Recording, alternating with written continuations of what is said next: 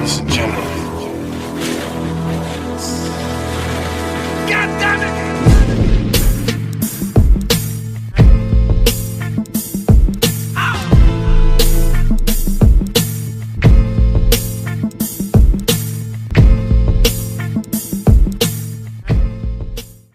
Hello everybody out there, and welcome to the debut edition of the Exporter Sports Talk Show on Raw Radio with your host, none other than the NFL exporter myself, Lance Goodman.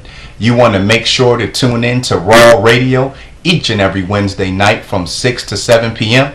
On the show, we're going to be covering NFL football as well as fantasy football to get the show rolling. The way that we're going to do this is over the next 4 weeks. We're going to cover the NFL, so I'm going to talk about and break down and give an in-depth analysis on the AFC. Do the same for the NFC, and then we'll move over to fantasy football and then talk about quarterbacks, running backs, and wide receivers. And then we'll finish out with tight ends, kickers, and defensive special teams.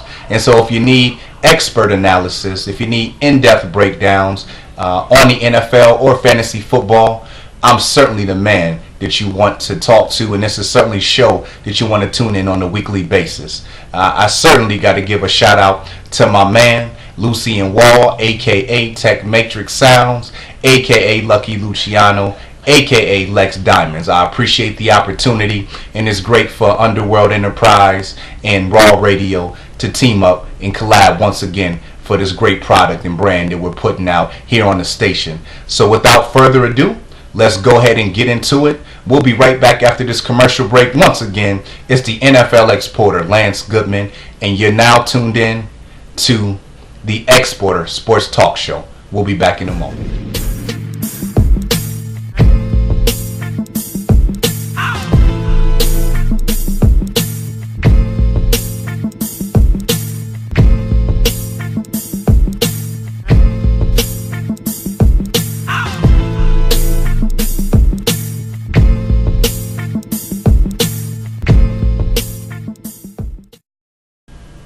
Ladies and gentlemen, thank you for returning. Once again, you're watching the debut edition of the NFL Exporter Sports Talk Show right here on Raw Radio.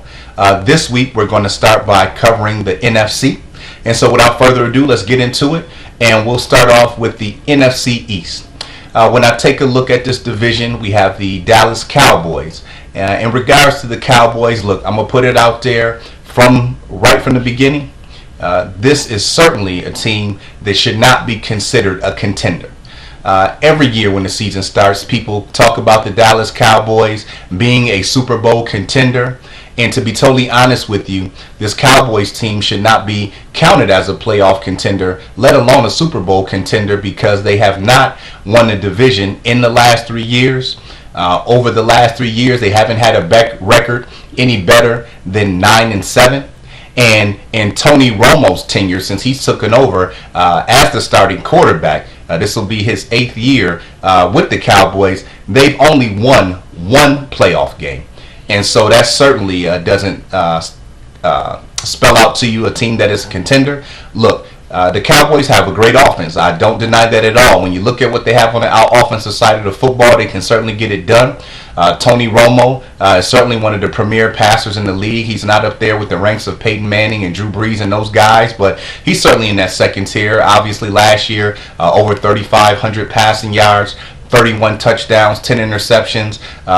Certainly not numbers to blink at all. They have Dez Bryant at wide receiver. He was a Pro Bowler last year with over 1,200 receiving yards. Even though Miles Austin is no longer at the other wide receiver, they did a great job last year by drafting Terrence Williams out of Baylor University. He stepped in, had over 700 yards and 7 TDs in limited action. He'll be opposite Bryant this year. I certainly expect a big year from him contributing. And then they also have Jason Witten, a future Hall of Famer. Witten has 7 straight seasons with over 900 yards receiving. Certainly is a guy who gets it done in the middle of the field, a big body. Is certainly Tony Romo's security blanket. Has averaged 85 catches over the past 7 years. And then in the backfield, if DeMarco Murray can stay healthy, he certainly has shown that he has the ability to be one of the top 5 to 10 running backs in this league. He certainly has shown to be injury prone, but with that exception, I certainly like what Murray brings to the table. So the Dallas Cowboys offense is not my concern, but it is rather their defense. They lost DeMarcus Ware in the offseason. He was their top pass rusher. And when you take a look at this Cowboys defense, really no notable names. Now look, they did bring in a couple guys to try to help on the front line. They brought over George Selvey, as well as Henry Melton from the Chicago Bears. So, and Melton, when healthy, he missed last year with the horrible ACL injury. He certainly produced in Chicago. But the biggest thing that they're going to have to make up for is their playmaker and defensive captain Sean Lee, who was lost for the season in OTAs with a ACL injury. And so they certainly have to find a way to account for him. I like Bruce Carter at outside linebacker. And Anthony Spencer is a guy who's certainly going to have to step up. He's been inconsistent over the years, but certainly has ability. Then when I look at the Cowboys secondary, I like the depth at cornerback. They have Brandon Carr on one corner. Also have Orlando Scandrick, and then they have Morris Claiborne. And so I like those 3 corners. I think they can match up well, but their safeties are of major concern to me. The Cowboys have not addressed their safety position over the years, and this proved to be fatal. So when you look at the Cowboys, you're certainly seeing a team that can put the points up and move the ball on offense, but on the defensive side of the football, certainly not sound enough. They're certainly going to have guys step up and put in a major effort, which I just don't see. It doesn't seem like it's there on paper, but you never know what could happen. We'll certainly see how things shake out by the end of the preseason.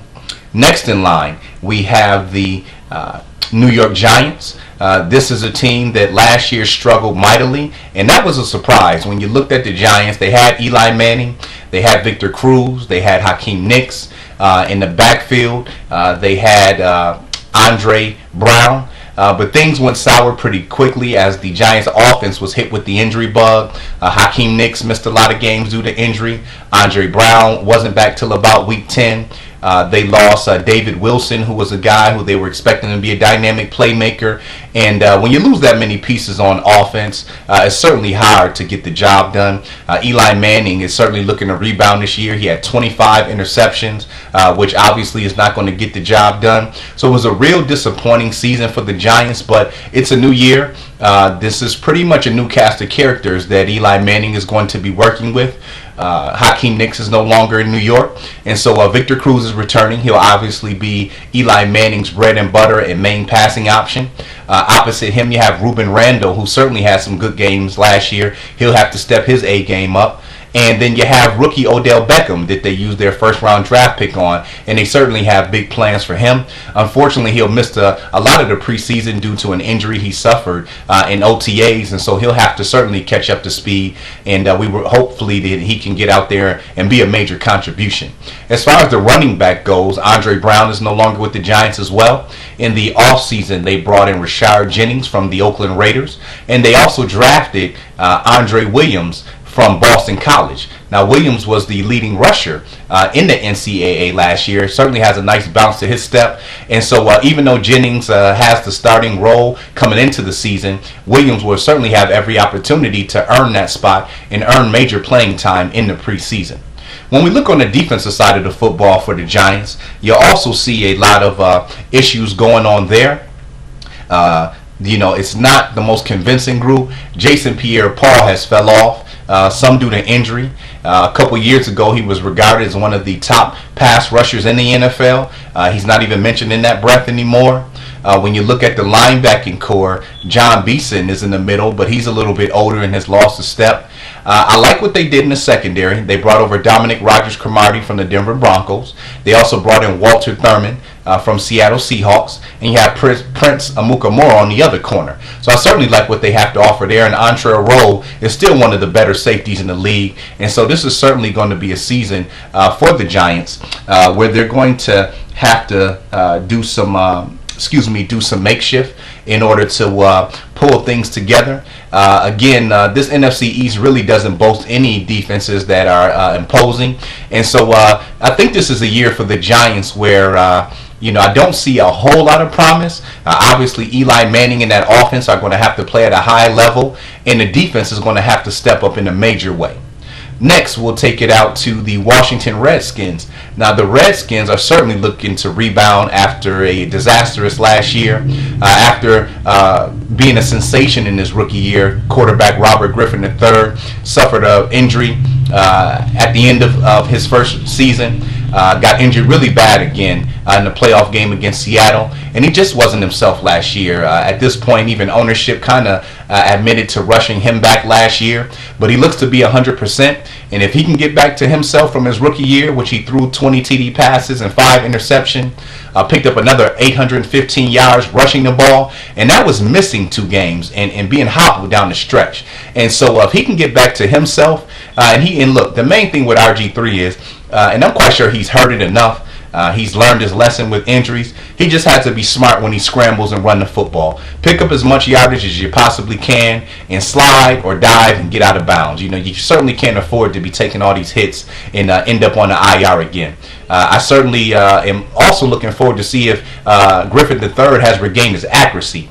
I know that everybody certainly was stunned and amazed by his 4.3 speed and what he could do running the ball, but I was really impressed with the accuracy that he delivered the football, especially rolling out and scrambling. I love the weapons that they've surrounded him with. Pierre Garçon is a wide receiver who had over 100 catches last year. They brought in Deshaun Jackson from the Philadelphia Eagles. Both Garçon and Jackson had over 1,300 receiving yards last year. We know that Deshaun Jackson is still one of the most electrifying players in the NFL. At tight end, they have Jordan Reed. He showed a lot of promise last year. As a rookie. He's just a slight injury concern, suffered some concussions and other minor injuries, but if he can stay on the field, he's certainly a playmaker at the tight end position. And then Alfred Morris, you certainly is one of the top 10 running backs in the league, over 2,800 rushing yards and 20 TDs in his first year. And so if this Redskins offense can stay healthy and click on all cylinders, I certainly expect for them to put up a lot of points and be one of the most exciting offensive teams to watch in the NFL. When we flip to the defensive side of the football, the Redskins certainly tried to do what they could to make some improvements. The biggest loss, and we certainly have to give him his respect, is London Fletcher. He's a guy who, over a 15-year career, never missed a game, was steady as a rock playing middle linebacker for the Redskins. He retired, so he'll be a big loss. His leadership will certainly be missed on the field. But the Redskins do still have some nice pieces. They were able to bring over Jason Hatcher from the Dallas Cowboys. He's a solid defensive lineman.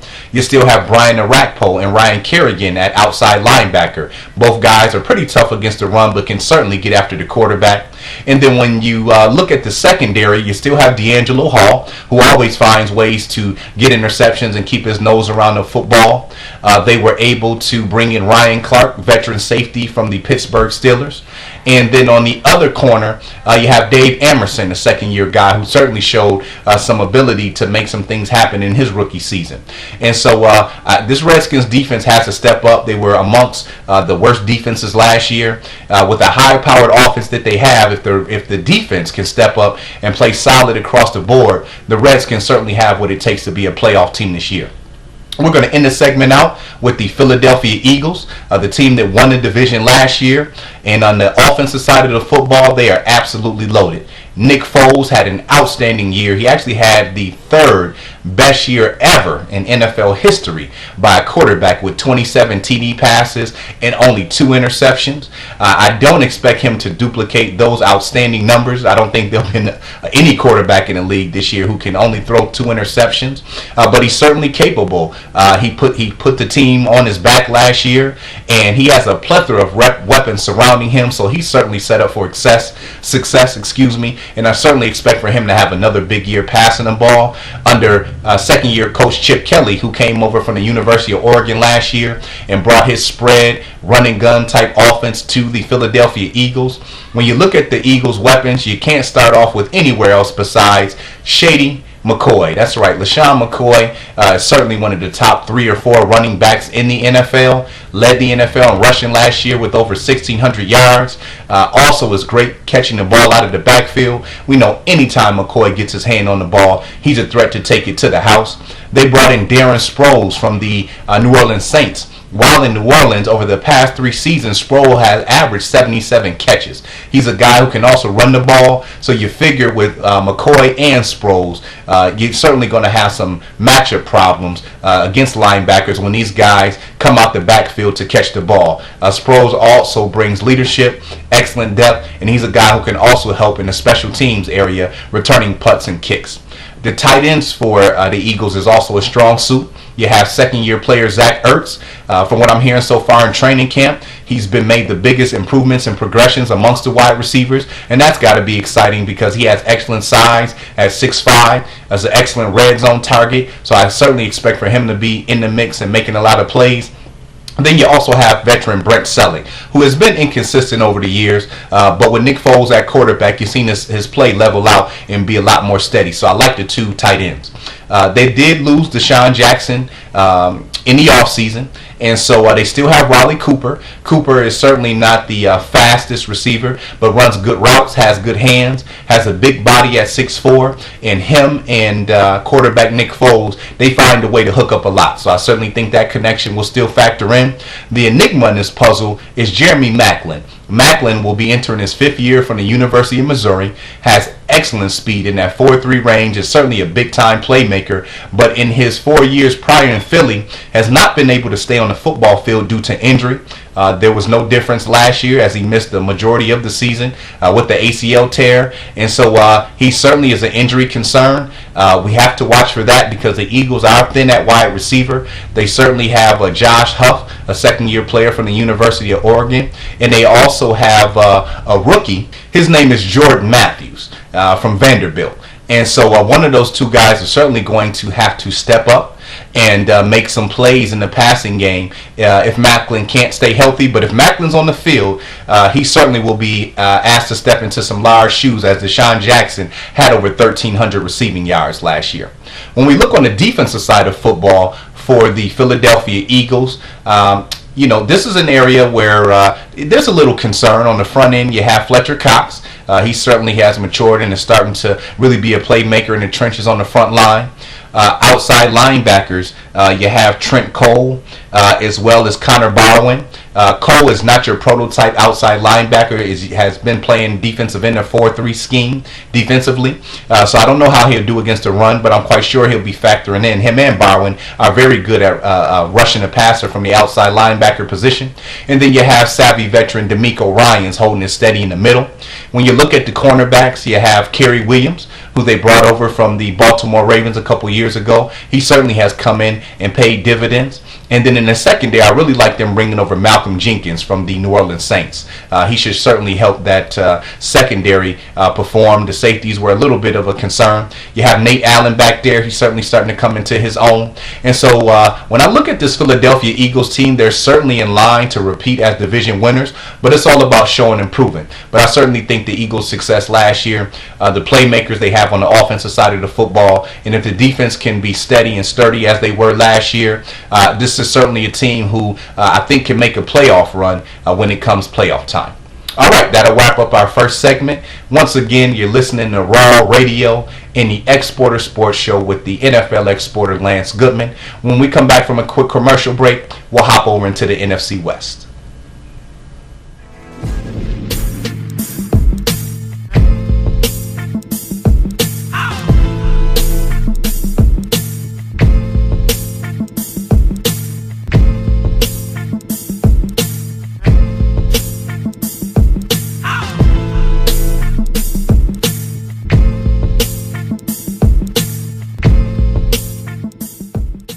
All right, everyone, welcome back to the Exporter Sports Talk Show right here on Raw Radio. Don't forget to tune in each and every Wednesday from 7 to 8 p.m.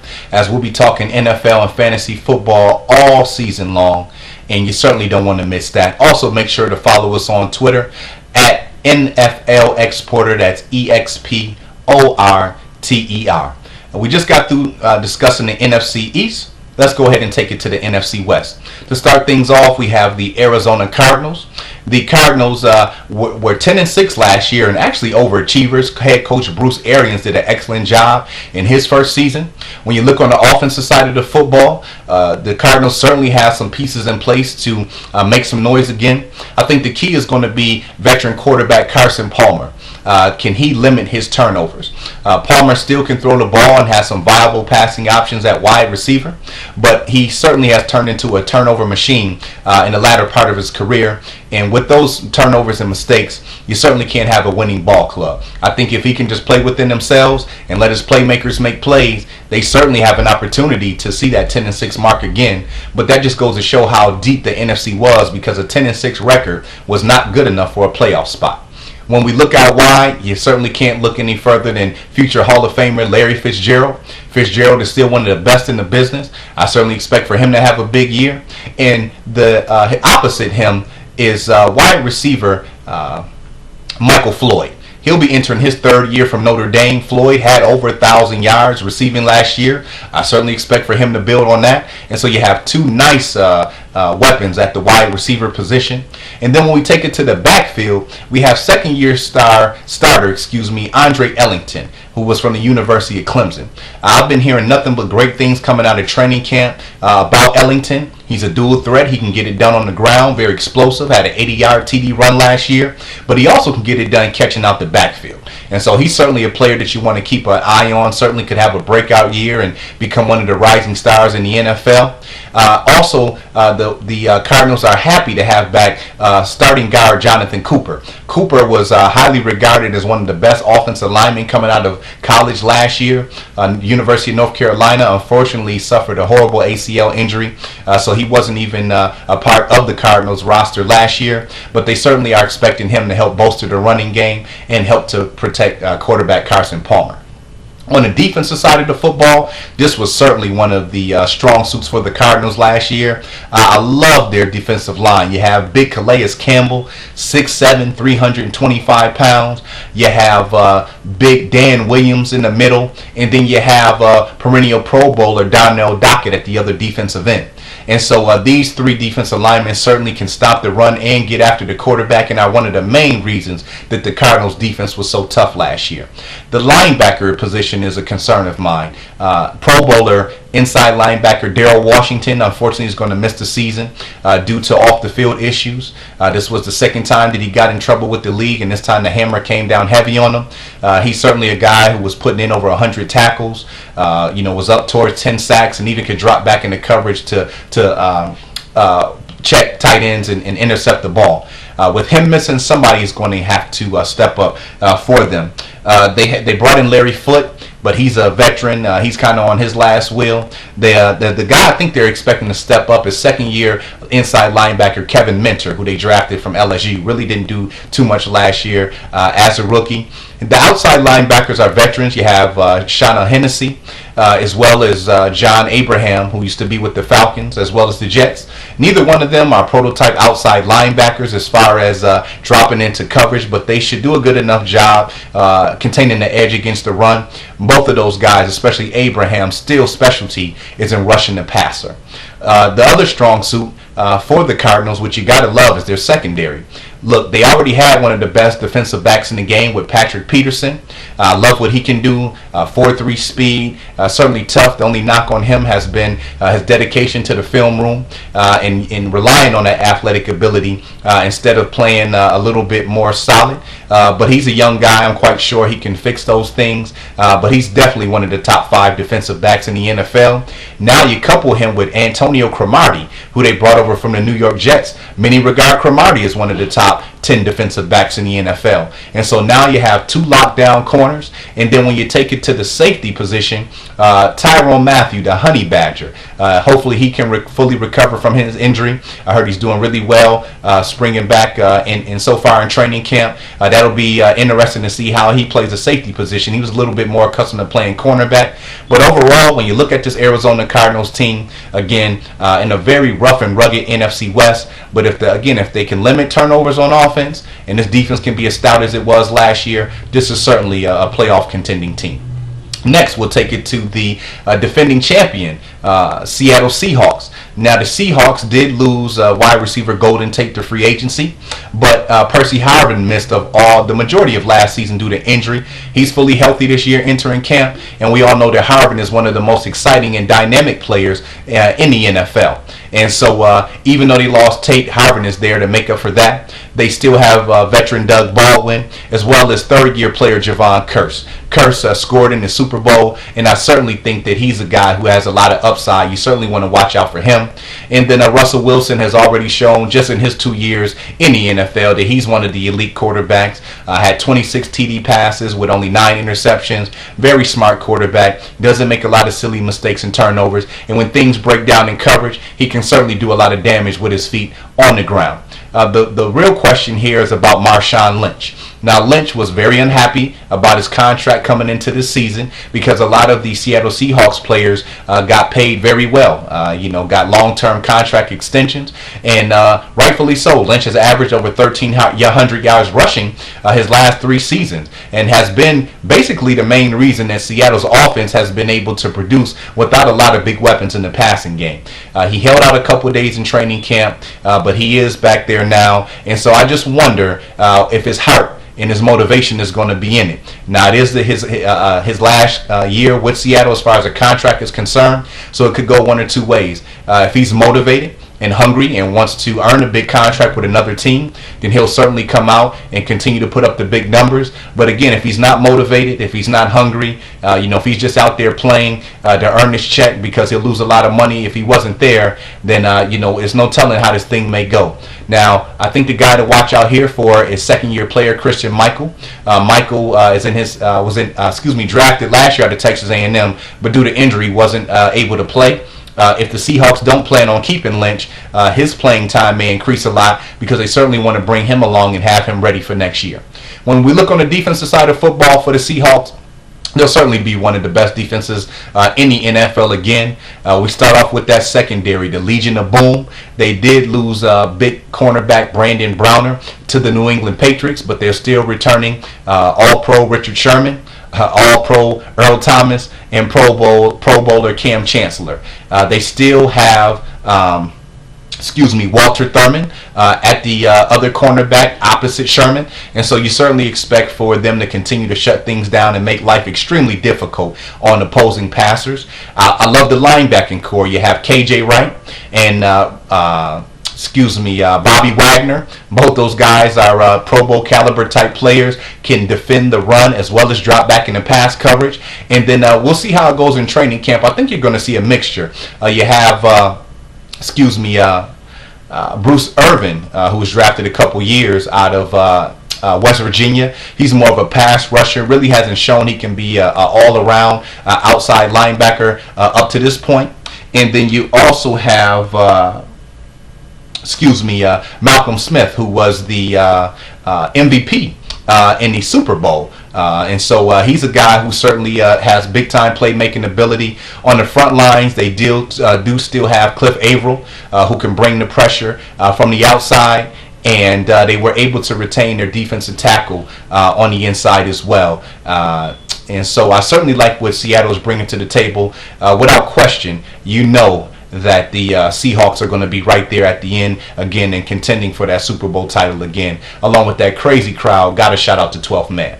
Now we're going to move over to the San Francisco 49ers, the team that the Seahawks beat in the NFC Championship game to make it to the Super Bowl last year. The 49ers are loaded again, and I think you're going to see a little shift of balance. Over the past couple years, it's been the 49ers' dominant defense that has really held up and held it down for the 49ers. But Colin Kaepernick is entering his second full season as a starter, his third year with major playing time, and I think that he's certainly ready to take his game to the next level. He has a plethora of weapons around him, starting with running back Frank Gore, who is still one of the best in the business. The 49ers boast one of the best offensive lines in the league, running the football, so the rushing attack is going to be there. And they've been making strides in effort to get better at pass protection. When you have a quarterback like Kaepernick who can scramble, he certainly can atone for some of the breakdowns up front. And then the wide receivers I certainly love. You have Anquan Bolden, who showed last year. He certainly still has it. And then you have Michael Crabtree, who missed the majority of last year. Him and Kaepernick love to hook up, and Crabtree has shown when healthy, he certainly is a dynamic playmaker and gives the 49ers offense another element. They also brought in Steve Johnson from the Buffalo Bills. Johnson will be playing the slot and covering some much-needed depth for the wide receiver position for the 49ers. Johnson actually was a starting wide receiver, the number one option for the Bills, but had some problems with growing and hamstring injuries, and the Bills just decided to part ways with him. So certainly the 49ers have three viable wide receivers who have all had success in the NFL. And then when you look at the tight end position, you don't need to look any further than Vernon Davis, the Pro Bowler. From his guy has 4.3 speed to be a tight end. Certainly can blow the top off of defense vertically. And so when I look at the 49ers offense, I think this year they'll be asked to kind of carry the load a little bit more than we've seen in past years, but they certainly had the weapons to do it. I'm excited to watch these guys play. I think they'll definitely put up a lot of points this year. On the defensive side of the football, look, still no slouch. The front line is a little bit weaker than normal. They lost Glenn Dorsey in the preseason. He'll be out for the entire season.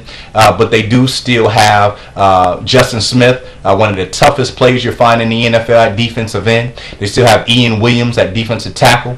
And then the area that the 49ers are going to have to address for some portion of the season is the linebacker position. When they're all there, the 49ers boast the best linebacking core in the NFL. The outside linebackers are pass rushing specialist Alden Smith, who set the NFL record for the most sacks by a player in his first 2 years. On the other side, you have Ahmad Brooks. On the interior, you have Pro Bowlers Patrick Willis and Navarro Bowman. Now, I mention that because Alden Smith is going to miss some time this season because he got into a lot of trouble off the field in the offseason. It hasn't been said yet how many games he's going to miss, but it's almost certain that he'll miss some time this year, as he did last year to some similar situations. And then Navarro Bowman suffered a bad ACL injury in the NFC Championship game, but he's progressing really well. They expect to get him back sometime about mid-season. You're probably figuring the last 4 or 5 games of the season, he should be back at full strength. So they're certainly going to have to atone for those two players. Ahmad Brooks and Patrick Willis are certainly going to have to step up in a major way. In the preseason, we'll see how it shakes out. But to take Alden Smith's place until he comes back, the front runner is Corey Lemoyne. You certainly want to watch out for him. He was a real good player for the 49ers when Smith was out last year. And then inside, you certainly want to watch out for their 4th-round draft pick out of Wisconsin, Chris Borland. I've been hearing great things so far out of him in training camp, and he has an opportunity to step in and make amends. And when you're on a defense with Patrick Willis and Ahmad Brooks, and look, Smith and Bowman still will be there in the locker room and on the practice field to provide support, I certainly think those two guys are set up for success. When you look at the 49ers secondary, some major changes have taken place from what we've seen over the past few years. Carlos Rogers, who was starting, is no longer there, as well as Terrell Brown. Both those players went across the bay to the Oakland Raiders, but they still have Chris Culliver, who missed all of last year due to injury. He looks to be back at full speed and have a lot of responsibility on his shoulders. The other cornerback is Tremaine Brock, but he'll be fighting for that position in preseason. When you look at the safeties, I love it. Now, they lost Dante Whitner, but to the Cleveland Browns. But when it comes to Whitner, he was certainly a hard hitter, but not a guy that I really liked in pass coverage. They brought over Antoine Bethea, which I feel is an upgrade. He was steady as a rock over being a Pro Bowler for many years as the Indianapolis Colts. So I like that veteran leadership coming in. And then you have second-year stud Eric Reed. Reed certainly did a great job in his rookie season last year from LSU. Certainly had some bumps and bruises along the way, but again, with the veteran Bethea coming over, he's certainly set up for success. That first year under his belt with the 49ers making it to the NFC Championship game certainly should have proved pivotal for his experience. And then the guy you want to watch out for is safety / cornerback Jimmy Ward. This guy from Northern Illinois, I've been hearing great things coming from training camp about him. He certainly is a guy who could end up being the starting cornerback, but I think you'll see him definitely playing in the nickel package. You like when it's a guy that big who can come up and check slot receivers. The 49ers certainly are a playoff team again. I certainly expect them to be fighting for that playoff spot with the Seattle Seahawks. Last but not least, we have the St. Louis Rams. The Rams' main objective this year is keeping quarterback Sam Bradford healthy. They've got to do that. Over the years, Bradford has struggled with injuries, but when he's in the lineup, his calling card is pinpoint passing.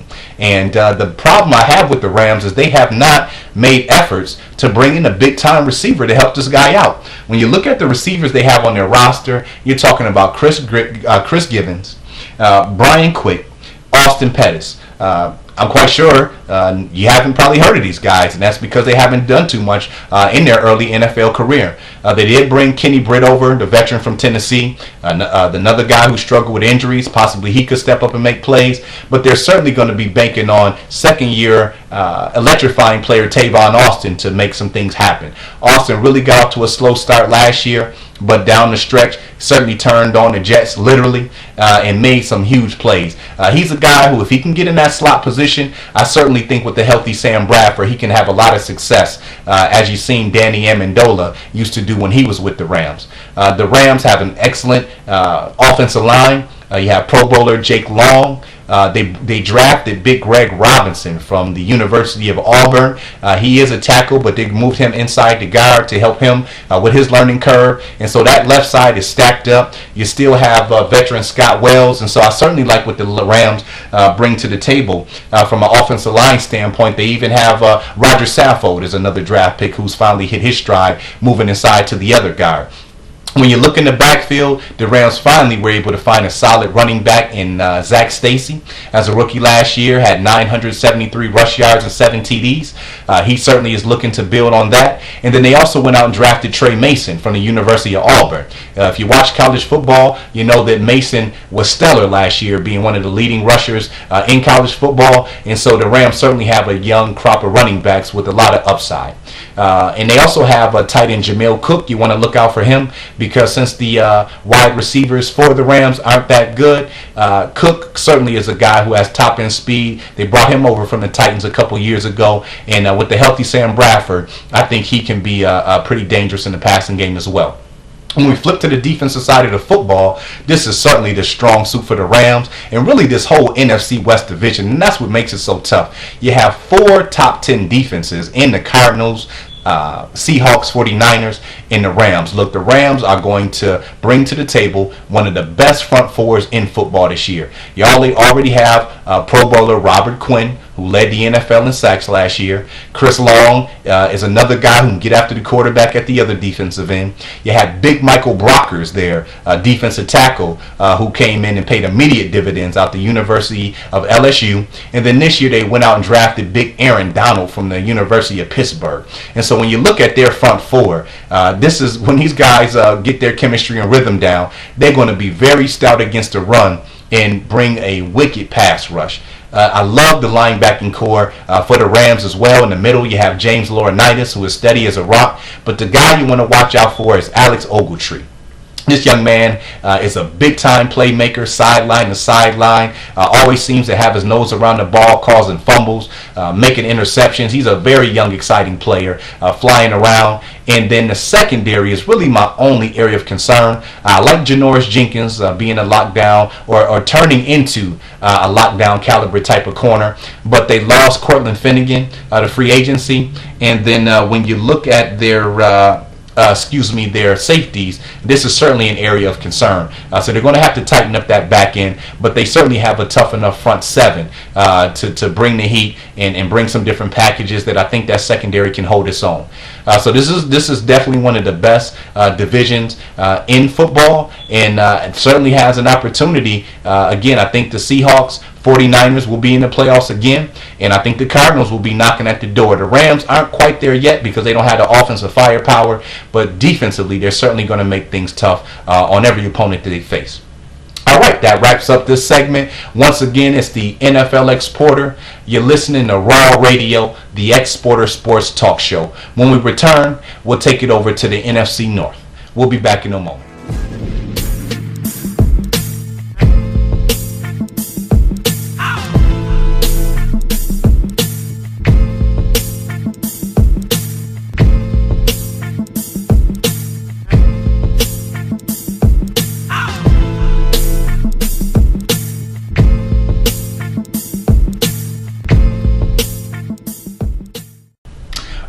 everybody. Welcome back to the Exporter Sports Talk Show on Raw Radio. This is the debut show, so make sure you check us out each and every week, every Wednesday from 7 to 8 p.m. Again, we're starting off this season talking about NFL and fantasy football.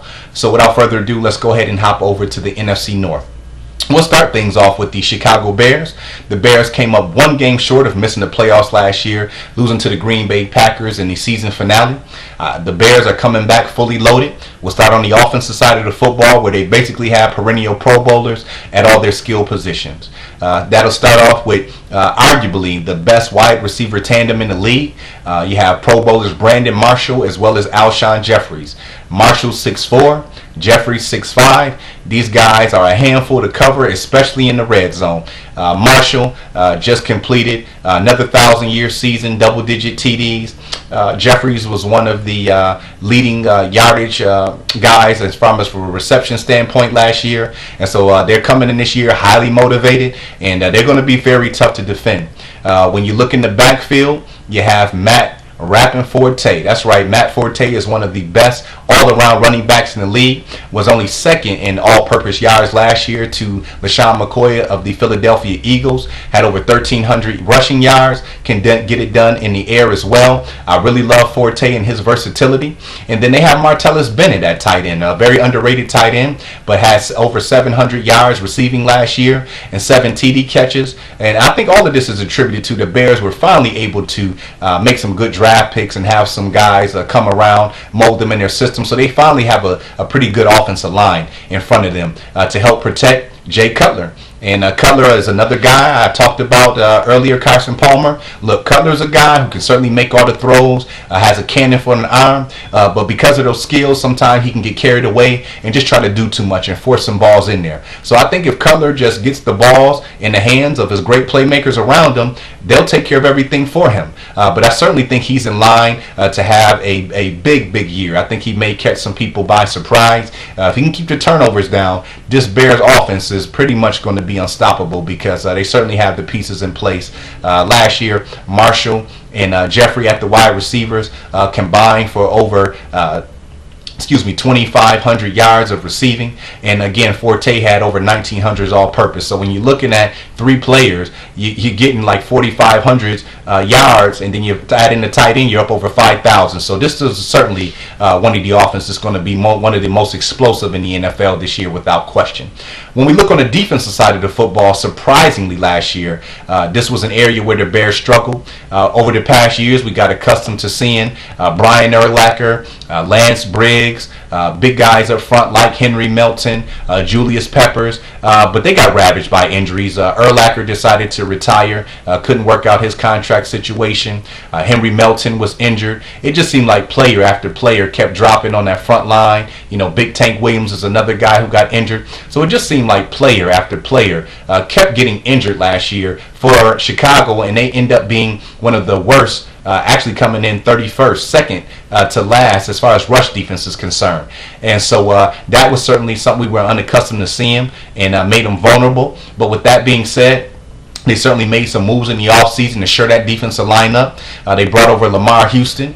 They also brought over Big J Ratliff. Now, Ratliff used to be a Pro Bowl defensive tackle for the Dallas Cowboys, but his play fell off and had some injuries, so he's certainly looking to restore his reputation. And then they brought over consensus Pro Bowler Jared Allen. Allen has 7 straight years of double-digit sacks, has one of the highest running motors in the NFL, and even though the Bears did lose Julius Pepper in the offseason, they brought in Allen, so they certainly shouldn't have a drop-off as far as having someone who can rush the passer and bring pressure from the edge. Steady as it goes, Lance Briggs is still one of the best outside linebackers in the NFL, and they're certainly hoping that veteran DJ Williams can stay on the field this year. Williams, in his last 2 years, 1 year with Denver, last year, his first year with Chicago, has only played 13 out of a possible 32 games. And so if he could stay on the field, he should help that run defense as well. I love the secondary of the Bears.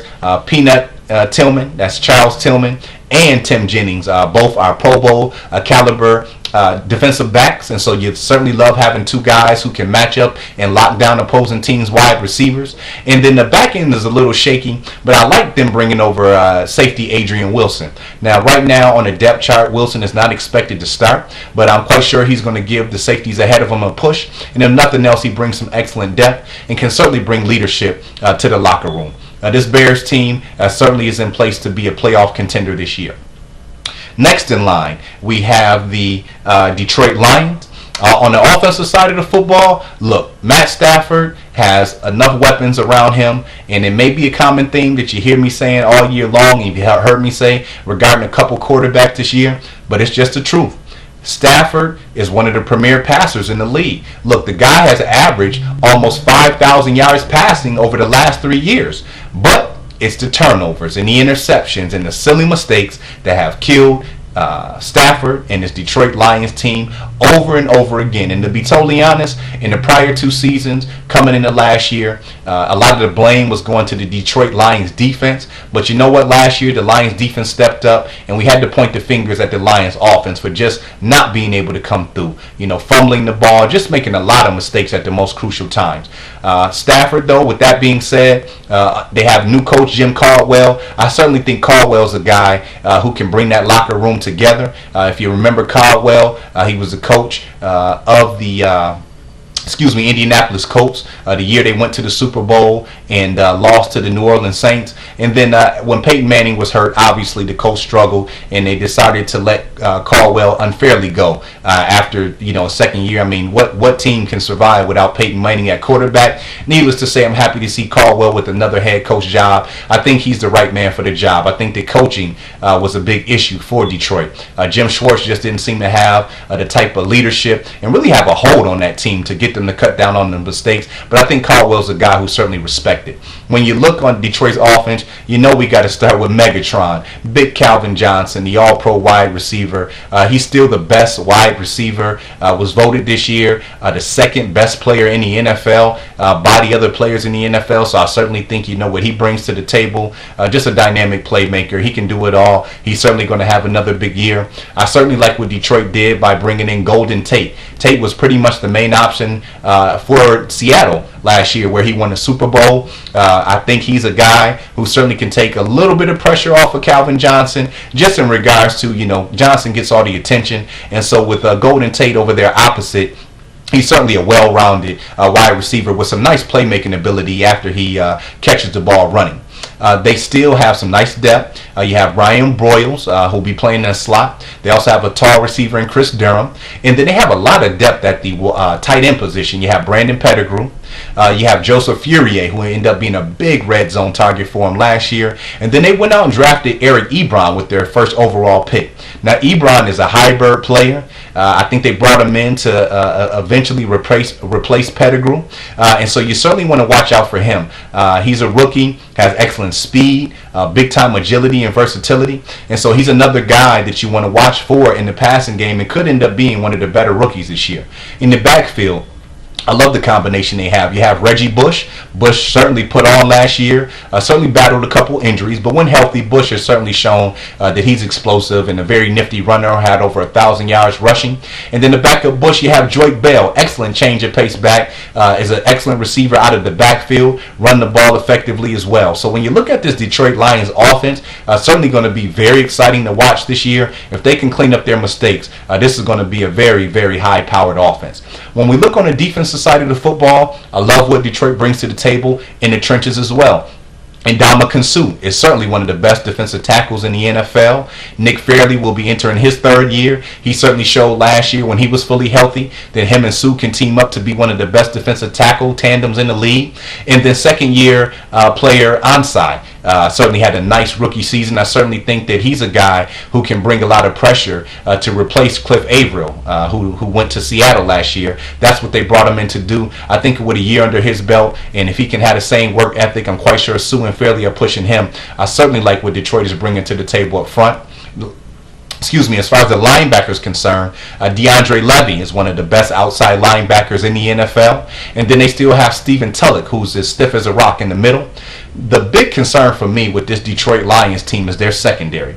Now, look, I know that they have Rasheem Mathis, but he's on his last leg. He's not the Pro Bowler he used to be in his days in Jacksonville. And then Darius Slay is a guy they drafted last year. They're certainly hoping that he made some strides in the offseason and could be a lot better. They lost safety Louis Delmas. That's a lot of production, a lot of leadership, a lot of grittiness that they're losing there. So they're certainly going to have somebody on that back end step up. And the reason I mentioned that I don't like what the Lions did in regards to the secondary, look, they knew.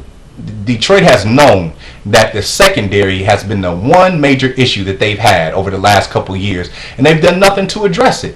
Last year, they could have went out and got D. Milliner, who was regarded as the best cornerback coming out last year. They passed on him. And then this year, they could have got hometown product, Denard, who went to Michigan State and was arguably the best cornerback coming out of college this year. And so at some point, they've got to address that secondary. I think that secondary is going to be the Achilles heel and stop them from really making a serious playoff run. But with that being said, the Lions have an awful lot of talent, and I really think, like I said, head coach Jim Caldwell will help them clean up some mistakes and be more consistent across the board. Next, let's take it out to Green Bay. Obviously, the Packers won a division for the third straight year last year, and they'll certainly be in contention again this year. Now, when we're looking at the Packers, this is a different team that won the Super Bowl a couple years ago. At that time, quarterback Aaron Rodgers had at his disposal 5 threats in the passing game. You had Donald Driver, you had Greg Jennings, you had Jermichael Finley at tight end, and you had Randall Cobb as well as Jordy Nelson. Well, Jermichael Finley right now is unable to play. He's evaluating if he wants to continue his career as he suffered some serious injuries to his neck and had a concussion last year. Donald Driver is retired, and Greg Jennings is now in Minnesota.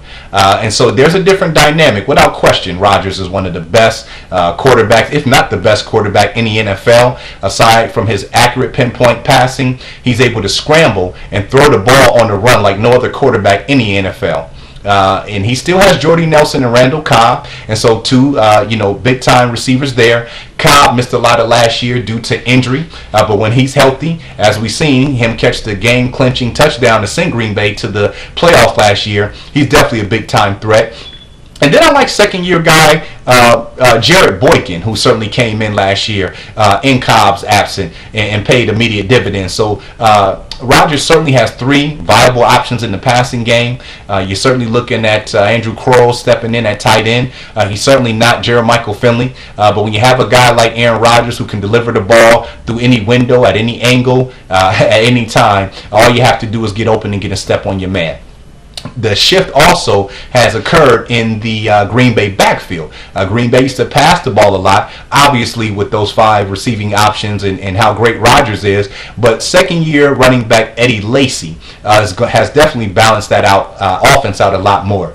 Lacy ran for 1,178 yards last year, was the Offensive Rookie of the Year, and I certainly expect him to continue his progress this year. He should certainly be up over 1,200 yards this year, and he should certainly set up play action. And so I think that even though you may not see Aaron Rodgers with the big-time passing numbers we're accustomed to seeing, over 4,000 yards, 35, 40 TDs, I think his efficiency will improve because he'll be deadly off of play action, or if teams want to lapse back, Lacy can certainly hurt you in the running game. And then on the defensive side of the football, this was kind of a weakness for the Packers last year, but they certainly made some moves in the offseason to help get them a little bit stronger. Quarterback Aaron Rodgers mentioned in preseason that he feels that this is the most physical Green Bay Packers team that he's been on in the last couple years. When you look on the front line, defensive tackle B.J. Raji is certainly going to have to step his game up. He burst on the scene and was a Pro Bowler the season that Green Bay won the Super Bowl, but his play has tapered off a little, so we need him to get back to playing at a Pro Bowl level. They also brought in Julius Peppers from the Chicago Bears. We all know Peppers is a little bit older now, so he's lost a step, but certainly still very motivated, and I think is the perfect fit to come in and play with this Green Bay Packers defense. Some other guys, Clay Matthews Jr., Matthews has struggled with injuries as well the last couple of years. But we know when healthy, he's certainly one of the elite pass rushers in the NFL. And I think when you couple Clay Matthews up with Julius Peppers, that's a deadly combination coming off that edge. A couple other guys, young guys who they're expecting to step up and have some better years. Jarrell Worthy from Michigan State. He has not lived up to the expectation. He certainly has the ability to play a lot better. And then you're looking at Dante Jones, their draft pick they picked from UCLA last year. So now they have some excellent depth at defensive end. He's certainly a guy I've been hearing his name a lot in training camp. So look for him to come in and be of an impact and help keep, Peppers fresh. And then you also have Nick Perry. Outside linebacker they picked up from USC a couple years ago. And so I certainly like what the Packers are bringing to the table in their front seven. Can't forget about A.J. Hawk, who's steady in that middle as well. And then when we look at the secondary, I love the depth there as well. Tramon Williams, he's fell off a tad bit. He certainly got to get back on his grind after he showed what he had the year that the Packers won the Super Bowl as well. He's got to step his game up, but when he's playing at a high level, he's certainly a Pro Bowl defensive back. On the opposite side of him, you have Sam Shields, who's a very good cornerback, and behind him, Casey Hayward. So I like the depth they have at cornerback. And then the safety position is an area that they needed to address. You still have Burnett back there. He's a very good safety. And then the Green Bay Packers, they just do an excellent job. Ted Thompson, these guys do an excellent job at drafting players. They brought in, this year they drafted from the University of Alabama, the top-rated safety on the board. And I love the name, Clinton Dix. That's right, his first name is last name is Clinton Dix. Certainly keep an eye out for this young guy. He's expected to come in immediately and start. And I think that this Green Bay Packers team is certainly in place to get back in the playoffs this year. Not just get in, but certainly make a Super Bowl run if they can stay healthy. I love what they did in the offseason. Next in line, last but not least, we have the Minnesota Vikings. The Vikings, after making the playoffs in 2012, had a disappointing year last year. And so they got rid of Coach Leslie Frazier. They brought in a new head coach, Mike Zimmerman, from the Cincinnati Bengals. And from what I'm hearing, the players love Zimmerman. No knock on Frazier, but he's been a fresh air to the Minnesota Vikings, who have a mixture of some good veterans, but a lot of young players. And look on the offensive side of the football, we can't start anywhere else besides all-pro running back Adrian All-Day Peterson. Peterson this year is going to have some extra motivation. Kind of got an indirect challenge as his name was called out by the Philadelphia Eagles running back LaShawn McCoy. McCoy said he's the best, feels he's the best running back in the NFL, and rightfully so. But Adrian Peterson, I don't think it gets any better than All Day when it comes to just pure running the football. Certainly McCoy can run that pill. Don't take anything away from McCoy, because I love McCoy, but I still give Adrian Peterson a slight advantage.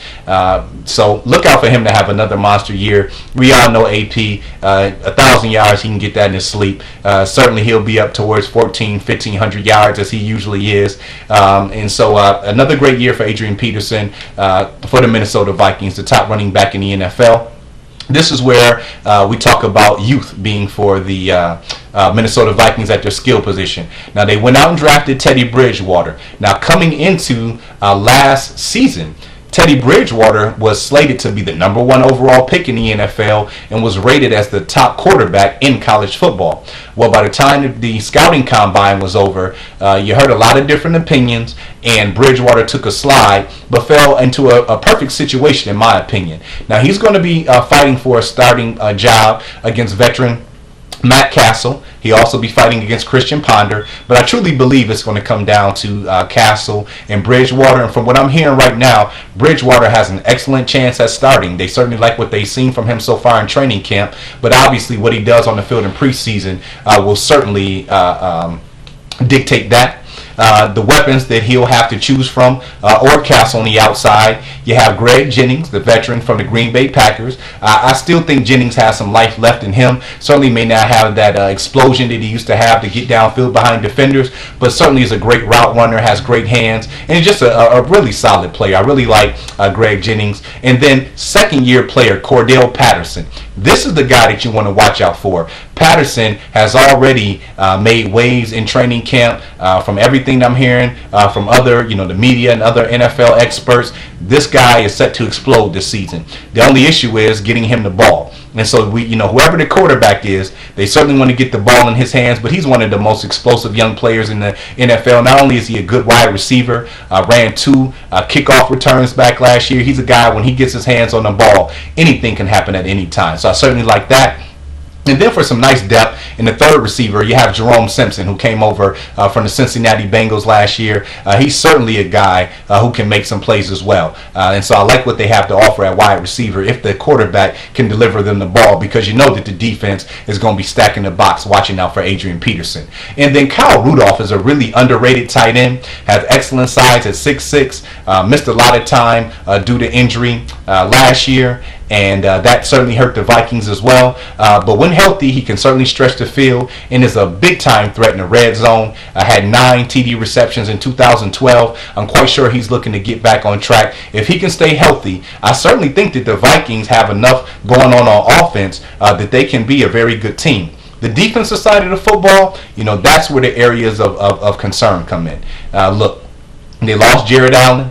They lost Kevin Williams. Those were 2 Pro Bowl players who have been holding it down in the trenches for years for Minnesota. They still have Everson Griffin, and they still have Brian Robinson, 2 pretty good defensive ends. And then last year they drafted Sharif Floyd from Florida. They're certainly expecting for him to step up and be much more of a run stopper and also get after the quarterback. That front line is certainly going to have to gel. That was kind of a weak link, not being able to get after the quarterback outside of Jared Allen last year. They certainly had a lot of sacks on paper, but the sacks didn't come when it counted.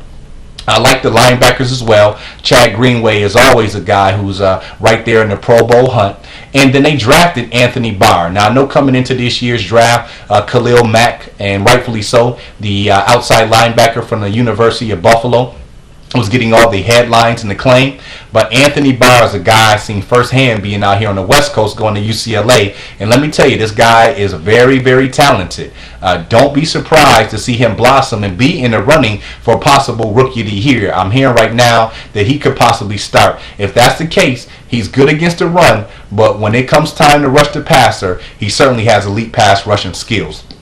The secondary is going to have to step up in a major way for the Minnesota Vikings. This is the area that they've struggled in over the past couple years. Last year they drafted Xavier Rhodes from Florida State. Rhodes had an okay rookie season, but obviously, playing in the division, with guys like Brandon Marshall and Calvin Johnson and Jordy Nelson, obviously not an easy cover. So he's got a whole lot of room for improvement. Harrison Barnes, I like him. Let me get the name correct. Harrison Smith. Is a guy that I really like at free safety. Last year they lost him to injury, so he certainly should come in and help on that back end. And then they went out and got Captain Mullen from the Carolina Panthers. And so they certainly have tried to upgrade that secondary. And I certainly think that I know for a fact that if they can put it all together, this Minnesota Vikings team is not going to be easy to beat, and certainly can make some noise in that division and possibly contest for a playoff spot. All right, that wraps up the NFC North. Once again, it's the NFL Exporter on Raw Radio. You're now tuned in to the Exporter Sports Talk Show. We'll be back in a moment to wrap things up when we take it out to the NFC South.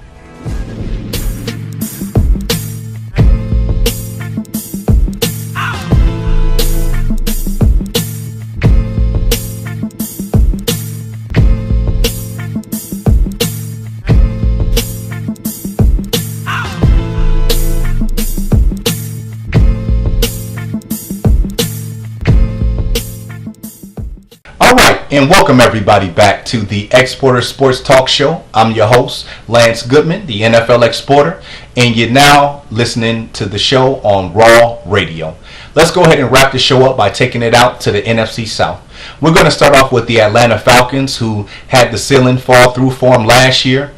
The injury bug really hurt this team, and they never were able to rebound. Veteran Roddy White, one of the premier receivers in the NFL, struggled with injuries all of last season. Really wasn't healthy until the last 5 or 6 games. Pro Bowl caliber receiver Julio Jones, one of the best young wide receivers in the NFL, got hurt in the 5th game of the season. He missed the last 11 games. They brought over Steven Jackson from the St. Louis Rams. He missed about 9 or 10 games, and Matty Ice was pretty much left on his own last year. Him and Tony Gonzalez did the best job they could to hold it down.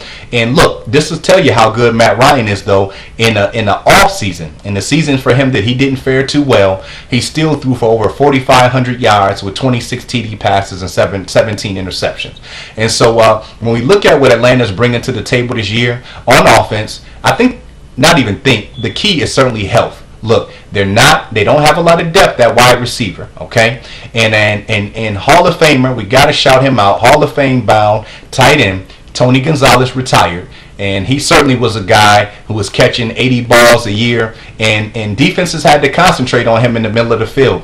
With him no longer there, they're going to have to find somebody to replace his production, and that's not easy to do at all. And so when we're looking at the dynamic of the Atlanta Falcons offense, again, health is the main key, because if one guy goes down, whether it be Julio Jones, Roddy White, or Steven Jackson, now we're looking at possible, like last year, where defenses can kind of key in on a couple guys and make life very difficult for the Atlanta Falcons. But let's look at the upside. If the Falcons can stay healthy, again, the only concern in my book is just replacing tight end Tony Gonzalez, and that's a big replacement, because with Gonzalez no longer there, you almost have to be assured the defenses are going to look to double Roddy White and Julio Jones at every opportunity that they get. And so I think that a guy who can step in and be a playmaker for this offense is slot receiver Harry Douglas. I think that he has to have a big year and be a major part of duplicating or making up for the production that you lost with Tony Gonzalez. At the running back position, there is some depth there. Now, Steven Jackson is going to start, and if Jackson is healthy, he's still more than capable of putting up 100 all-purpose yards and can still run the football very effectively.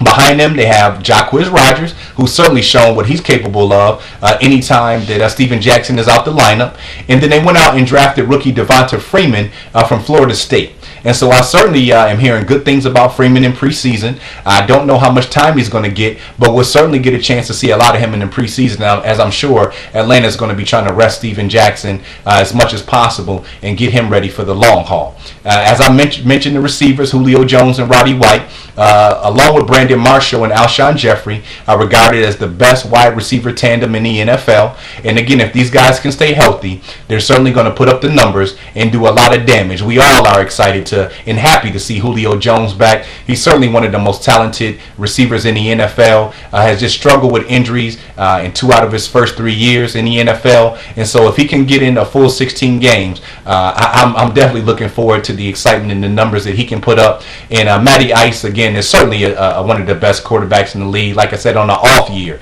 he threw for 4,500 yards and 26 TDs. And so if he can cut the turnovers down, if the Falcons can balance it out, that's the only other issue. Sometimes they get pass happy. If they can have an effective running game, which I think they're a little bit more in position to do, because they already had Sam Baker, but now this year you end up with a blue chip lottery pick, and you bring in Jake Matthews from Texas A&M. He'll be starting immediately and should certainly help in pass protection as well as running the football. So I certainly like, if they can stay healthy, Atlanta's offense certainly will be explosive this year. My concern is on defense. Now look, a couple of years ago, when Atlanta made it to the NFC Championship game, people forget it was their defense that was flying around and making plays and forcing turnovers and very aggressive under defensive coordinator Mike Nolan. When I look at what this defense has to offer on paper right now, I'm not too impressed. On the front lines, Really not a lot of talent. Jonathan Babineau is certainly a guy who holds steady there, but not any really other proven players on the defensive line. You certainly don't want to be weak in the trenches. And then, unfortunately, they lost Pro Bowl caliber linebacker Sean Witherspoon for the entire season. And so when you look at the linebackers that they have now, you're talking about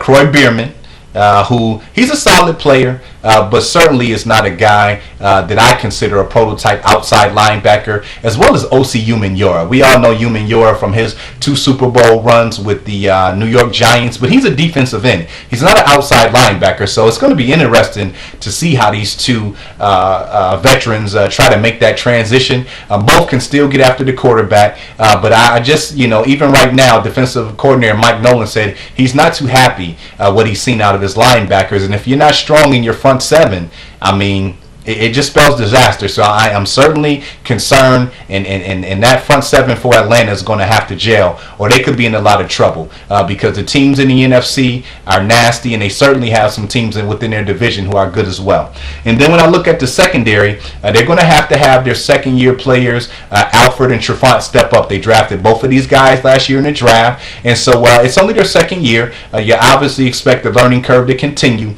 but I like that they were able to get on the field last year a lot, so they certainly have some experience, and as they continue to grow, certainly we're hoping in a couple years they can be one of the better 1-2 defensive cornerbacks in the league for Atlanta.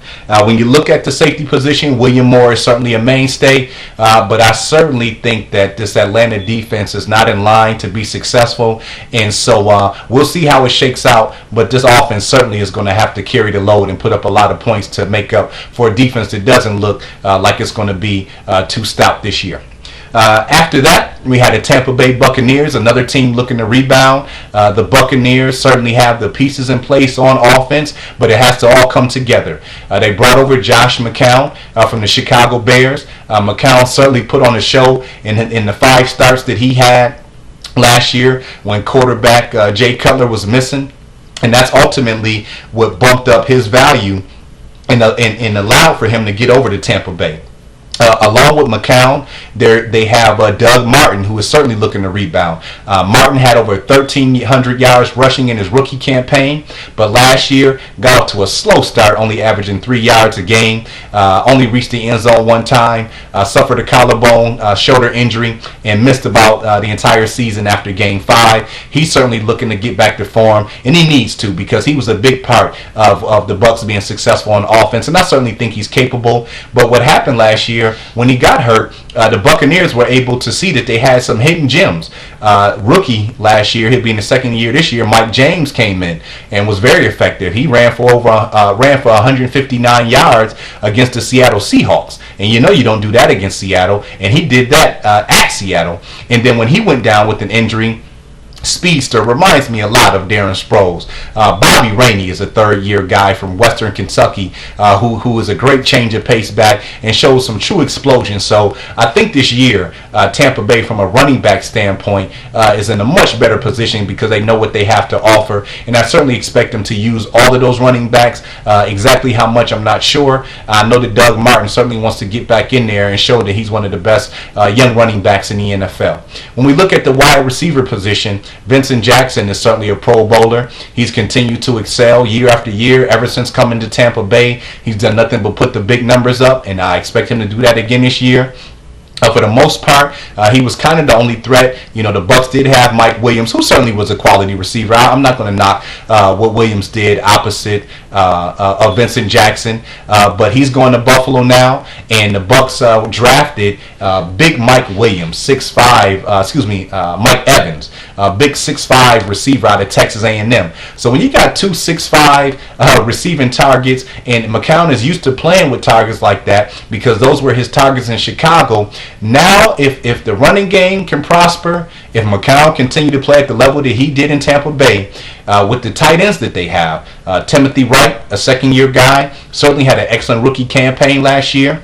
They brought in veteran Brandon Myers from the New York Giants. And then the guy that you want to keep an eye out for is Austin Seferian Jenkins, the tight end they drafted this year. This guy has great size, excellent speed, and from what I hear, he has certainly made noise in training camp. So I think that this offense for the Bucs, if the offensive line can block well to run and can protect the quarterback, I think the Bucs will certainly sneak up on some people and certainly can have a chance to make the playoffs, because they certainly had the skill position players to put up some points. We look at the defensive side of football. Look, Tampa Bay has done an excellent job as well. Now, a similar situation here happened in Tampa Bay. They were 10-6, missed the playoffs by one game in 2012. Last year, the year after that, the roof fell through. They just, injuries, things like that really stopped them from being able to perform. And they fired head coach Raheem Moore. And I think that's unjustifiably so. I think you certainly have to give a guy a rebound. We've seen that a lot. Jim Caldwell, Leslie Frazier, and now Raheem Moore, and those are three African American coaches. And so I certainly think that these coaches got unfair treatment. I mean, if you take your team to the Super Bowl, if you take your team to the playoffs, and then the following year you have one off year, you certainly need to give these guys an opportunity to show that they can rebound, because all of it wasn't their fault. You have injuries and these players got to perform. But with that being said, I certainly like what Tampa Bay has been able to do as far as keeping talent on the roster. I like what they have on the front four. You have Adrian Claiborne at defensive end. They were able to bring in Michael Johnson, a pass rushing specialist from the Cincinnati Bengals. And then Gerald McCoy is a Pro Bowler. He finally came around after being drafted very high in the 2012 draft, and 2011 draft. And so you certainly have on the front line some guys who can stop the run, but really get after the quarterback. And that's what you need in the division with Drew Brees and with Matt Ryan and with Cam Newton. I like the linebackers as well. Levante David was a Pro Bowler last year, filled up the stat sheet. He's certainly one of the best outside linebackers that you have in the NFL. And then I really like what they did in the secondary. Look, they went out and got veteran Altrell Verner from the Tampa Bay Buccaneers. And then on the other side, young cornerback is going to be expected to step up there. But I like the safety tandem. Now, Deshaun Goldson is a guy who was a Pro Bowler and made a lot of plays when the San Francisco 49ers made the NFC Championship game in 2011 and 2012. When he came over to the Bucs, had that big contract, seemed to drop off in his play. Had a lot of unnecessary roughness, penalties and headhunting and things of that nature, and it really was uncalled for. He's certainly an enforcer and a hard hitter, but you want this guy on the field playing back at a high level. I think if he can get his game back up to that Pro Bowl level, second-year guy Mark Barron that they drafted last year, certainly is one of the better young players in the NFL at that safety position. And so when I look at this Tampa Bay Buccaneers team, all of a sudden I'm saying if these guys can put it together on offense, okay, and that defense can hold up, and they certainly have the pieces in place at all level, they certainly can make a push in that NFC South division and possibly be a playoff contending team. Next in line, we have the New Orleans Saints. And the Saints last year obviously made the playoffs. With Drew Brees and company, they're always going to be right there. But they lost in the playoffs to the Seattle Seahawks.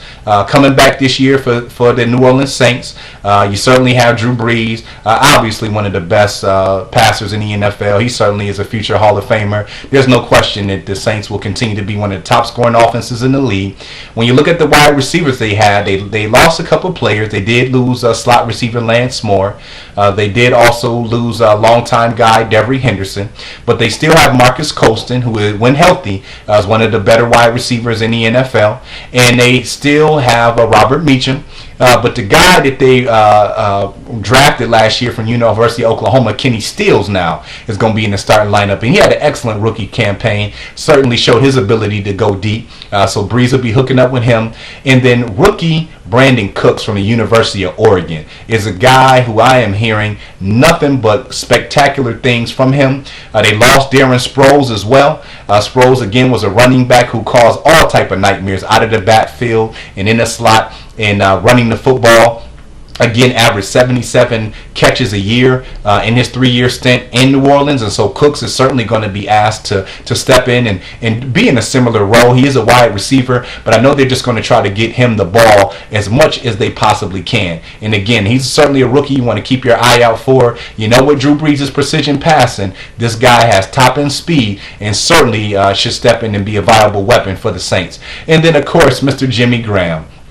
Last year was second to Jamal Charles in TDs. He had 16 TD catches, over 1,200 receiving yards. The guy's an absolute monster. And you know that they actually put in a rule this year because of Jimmy Graham, and it was actually in Atlanta last year where he dunked the ball over the goal post after scoring a touchdown and caused it to bend and kind of fall out of his position. And so no more dunking for Graham this year, but certainly expect a lot more touchdown passes. He certainly is the best wide tight end in the NFL right now, and I certainly expect another monster year from him.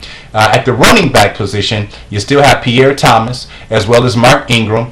I certainly wish they would make up their mind. I feel like Ingram should really be getting a lot more playing time. Look, when the Saints drafted him a couple years ago, they actually traded to move up in the draft to get this guy, yet they haven't really given him a lot of touches on the field. He certainly showed down the stretch last year and in their playoff win at Philadelphia that he's more than ready to step up and be that guy, but they still have veteran Pierre Thomas, who is slated to start.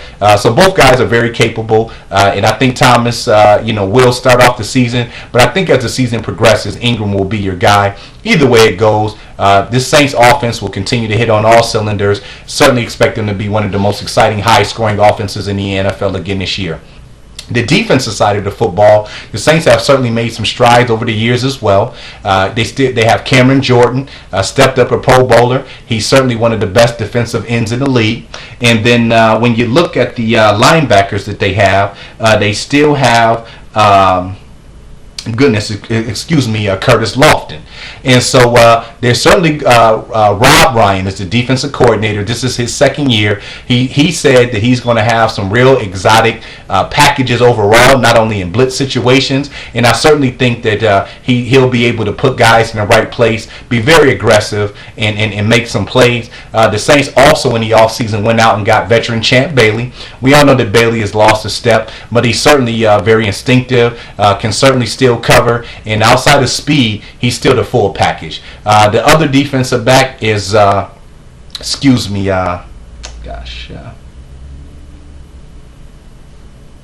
Keenan Lewis, excuse me for the hesitation there. They still have Patrick Robinson, third-year guy out of Florida State. So I like the depth they have there. And then last year, Kenny Vaccaro, the safety from the University of Texas, came in, had an excellent rookie campaign, made the all-defensive rookie team. Now you're pairing him up with Jarius Byrd, Pro Bowl safety from the Buffalo Bills.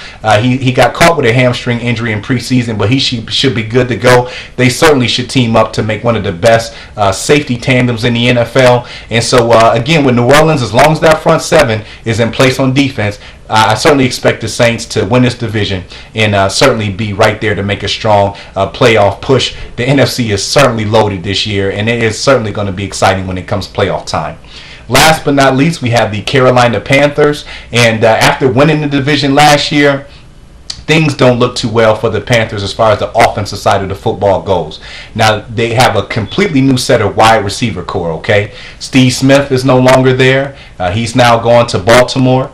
Brandon LaFell is no longer there. He's now in New England. And so the receivers that they have is their number one draft pick overall, Kelvin Benjamin from Florida State. He's another guy I've been hearing a lot of good things coming out of training camp about. Has excellent size at 6'5". He certainly needs to get a lot stronger in his upper body. But besides getting off the line of scrimmage, he'll probably be Cam Newton's top target this year. They also brought over veteran Jason Avant from the Eagles. They brought over veteran Taquan Underwood. And they also brought in, Jericho Cotchery from the Pittsburgh Steelers. So these are guys who are certainly not going to kill you with speed, but as far as excellent route running hands and being instinctive players, they certainly will help in that aspect. But Cam Newton, I think this is a year for him. that he certainly can show how good of a quarterback he is, because when you look at Tom Brady, when you look at Aaron Rodgers, when you look at Drew Brees, you look at these top-tier quarterbacks, it is their precision passing that turns their wide receivers into stars. You know, they don't have any big name Calvin Johnson, Larry Fitzgerald, Julio Jones, Brandon Marshall type receivers at their disposal. Obviously now Peyton Manning has Demaryius Thomas and Wes Welker, but their pinpoint accuracy is what turns their wide receivers into stars. And so I certainly think this is a situation where Cam Newton can step up, and he's going to have to, because when you look at the running backs that they have, D'Angelo Williams has lost a step. He's still a good running back, but he doesn't have that top end speed right now. Only had 843 rushing yards. He's starting to slow down a bit. They do still have Mike Tolbert at fullback. He's good in short yardage situations. And then a guy that has been a big time disappointment is Jonathan Stewart. When healthy, Stewart has certainly shown to be a very good running back, but he just cannot stay on the football field. And already in OTAs, heading into preseason, he's out 2 to 4 weeks with a hamstring injury, so he's not reliable. You can't depend on the guy. The guy you may want to keep your eye out for is Keon Barner. They drafted him from the University of Oregon. He was a very good player at Oregon, rushing for over 1,600 yards last year. Due to injury and circumstance, his fresh set of legs may be able to come in there and make a difference. I think the biggest playmaker that you're going to see, obviously outside of Cam Newton, is tight end Greg Olsen. Olsen is certainly one of the best tight ends, top tight end in the NFL. Him and Newton have hit it off well in his first 2 seasons in Carolina. He's been up towards 700, 800 yards receiving. At 6'6", provides a great red zone target for Newton, and so he's certainly going to have to step up. Now we talk about Cam Newton. Newton, like I said, to me, this is his biggest year in the NFL, because he does not have a proven set of wide receivers, and the running game will be a little shaky. And so in order for this team to have any chance of repeating as a division winner and making the playoffs again, Newton is going to have to be basically perfect. He's going to have to excel in play action. Okay, he's going to have to keep his turnovers down. He's going to have to run the ball efficiently. He's going to have to score touchdowns. I don't think field goals are going to quite cut it. He's going to have to get that ball in the end zone. You know, it's going to take leadership. He's going to have to get people in the right place. Okay, he's going to have to probably do a lot more film study. He's probably going to have to spend time before and after practice getting his receivers on the same page, because again, all of his wide receivers, none of them were on the field for him last year, so he's got to develop the chemistry with these guys. And so this is a big year for Cam Newton, and I think this is going to tell us a lot about the type of player that he is. And so I think Cam is a guy who works hard. He wants to be the best, and I'm certainly looking forward to see what he does with the cards that he got dealt on offense. We'll look on the defensive side of the football. This was certainly the strong suit for the Panthers last year. Will continue to be this year. In the trenches, their front four, very stout. Star Luatelli came in last year at defensive tackle and paid immediate dividends. He's very versatile, makes it very difficult to run against them. You still have Charles Johnson and Greg Hardy at defensive ends. Both of these guys are pass rushing specialists. When it comes to getting sacks and creating pressure, you're probably not going to find too many defensive end tandems in the NFL who can get it done any better than these guys. Thomas Davis is certainly a very good player, outside linebacker, and Luke Kelce, was the defensive player of the year last year. He's a sideline to sideline linebacker, gets it done all over the field, can get sacks, can hit guys in the backfield, can drop back in the pass coverage, had over 150 tackles. He's now kind of right there with Patrick Willis, maybe a little bit ahead of him as the premier inside linebacker in the NFL. And that speaks volumes if you're, spoken in the same breath as Patrick Willis, who was a guy who got the torch passed to him when Ray Lewis retired a couple years ago. In the secondary, a little bit questionable for the Panthers. Really not too many name guys, and that's the problem. Come on now, you bring over Roman Harper from the Saints. Didn't you? I feel that wasn't a good pickup. Now maybe it's the best they could do, but Harper, when in New Orleans, was getting burnt and beat in coverage time after time. He was the main guy that defenses picked on, and you would think, being in the same division and looking at him on film, he'd be someone that you wouldn't want. So maybe it's something that they seen that I didn't. Maybe it's the type of scheme they're running. But if the Panthers have any weakness, it certainly is their secondary. And so, like I said, they won a division last year. All the teams in the division are going to be much better than last year. And don't be surprised to see Carolina end up at the bottom of the totem pole if this offense struggles. All right, that wraps it up for our debut episode of the Exporter Sports Talk Show on Raw Radio. Once again, I'm your host, the NFL Exporter, Lance Goodman. You make sure to check us out each and every Wednesday night from 7 p.m. to 8 p.m. Until then, enjoy the first week of preseason games, and we'll be back next week to talk about the AFC 1100.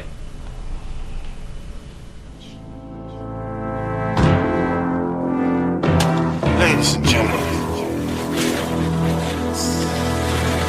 God damn it!